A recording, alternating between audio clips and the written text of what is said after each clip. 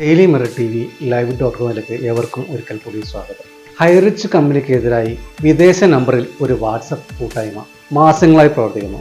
ഈ വാട്സപ്പ് കൂട്ടായ്മയിൽ ഇൻക്ലൂഡ് ആയിരിക്കുന്ന ആൾക്കാർ ഹൈറിച്ചിലുള്ള ഇപ്പോൾ 500 പേരാണ് ഉള്ളെങ്കിൽ 490 പേര് ഹൈറിച്ചിലെ ആൾക്കാരാണ്. ഇവർ ലിങ്ക് അയച്ചുകൊണ്ട് ഇവരെ ആൾക്കാരിൽ ഇൻക്ലൂഡ് ചെയ്യുന്നു.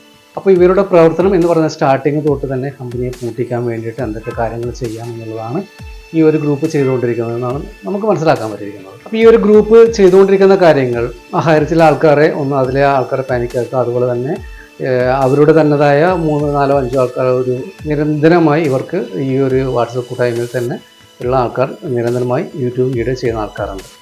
അതുപോലെ തന്നെ ഏത് ചാനൽ വാർത്ത വന്നാലും കൃത്യമായി കമൻറ്റുകൾ ഇടാൻ വേണ്ടി കൃത്യമായി ഇവർ തന്നെ 5 or 6 ആൾക്കാരെ നിയോഗിച്ചിട്ടുണ്ട്.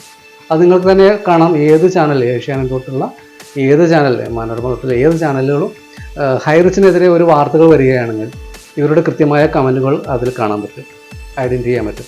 മാസങ്ങളായിട്ട് തന്നെ ഹൈറിച്ച് കമ്പനിക്കെതിരെ കൃത്യമായിട്ട് പ്ലാനിങ്ങിലൂടെ കാര്യങ്ങൾ ചെയ്യുകയാണ് ഈ ഒരു വാട്സപ്പ് കൂട്ടായ്മ. കൃത്യമായിട്ട് കമ്പനിക്കെതിരെ വീഡിയോകൾ ചെയ്യുക, അതുപോലെ തന്നെ വീഡിയോ ചെയ്യുന്നത് കൂടാതെ തന്നെ എല്ലാ ചാനലുകളും വാർത്തകൾ വന്നാൽ ആ വാർത്തകൾക്കെല്ലാം കമൻറ്റ് ചെയ്യാൻ വേണ്ടി പ്രത്യേകമായിട്ട് കുറച്ച് ആൾക്കാരെ നിയോഗിച്ചിട്ടുണ്ട്.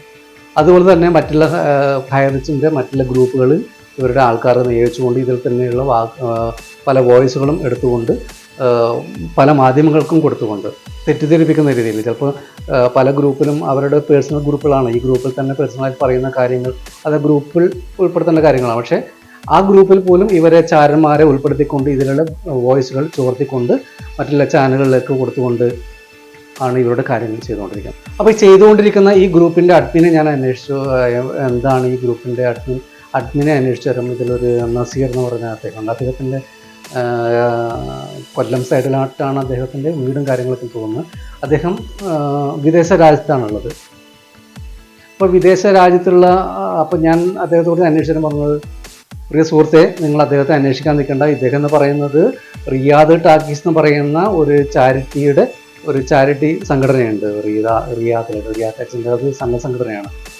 ലോകത്തിലെ എല്ലാ ജനങ്ങൾക്കും ജാതിമത ഭേദമന്യേ എല്ലാ ആൾക്കാർക്കും ഗുണപ്രദമായിട്ട് ഉള്ളൊരു സന്നദ്ധ സംഘടനയാണ് റിയാദ് ടാക്കീസ്.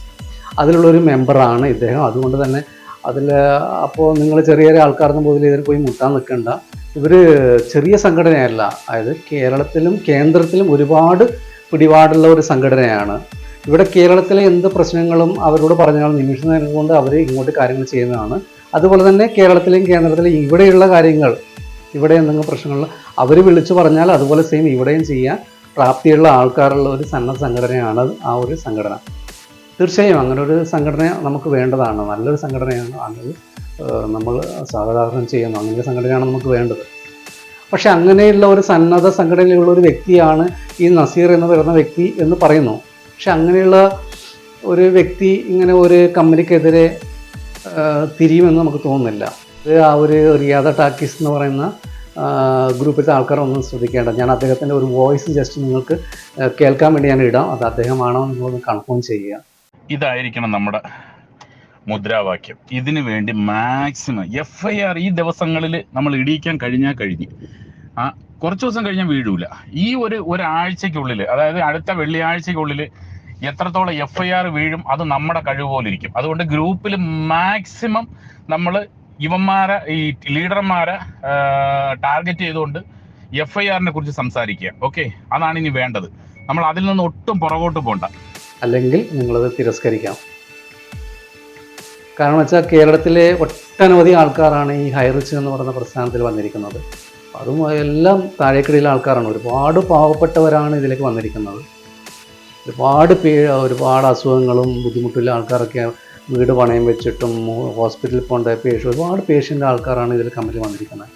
അപ്പോൾ ഇവരിപ്പോൾ ചെയ്യുന്നത് നമ്മൾ കേരള രാഷ്ട്രീയത്തെ മൊത്തത്തിൽ ഒന്ന് അങ്ങോട്ടും ഇങ്ങോട്ടുമല്ല, അതായത് കമ്പനിക്കെതിരെ എങ്ങനെ ഇവർ ഈ ഒരു വാട്സപ്പ് ഗ്രൂപ്പ് എതിരാക്കാൻ പറ്റും എന്നാണ് ഇവരിപ്പോൾ ഇവിടെ ചിന്തിക്കുന്നത്. അനിൽ അക്കര സാറിനെ കുറിച്ച് അദ്ദേഹത്തെ എങ്ങനെ ചൊടിപ്പിക്കാൻ പറ്റും, അദ്ദേഹത്തിനെ എങ്ങനെ പ്രലോഭനാക്കാൻ പറ്റും, അതുപോലെ കേരള ഗവൺമെന്റിനെ എങ്ങനെ കമ്പനിക്കെതിരെ എതിരാക്കാൻ പറ്റും, ഇല്ലെങ്കിൽ നമ്മൾ സുരേഷ് ഗോപി സാറിനെ കുറിച്ച് എങ്ങനെ എതിരാക്കാൻ പറ്റും, ഇങ്ങനെയുള്ളൊരു ഗ്രൂപ്പാണ് ഈ ഒരു ഗ്രൂപ്പ്.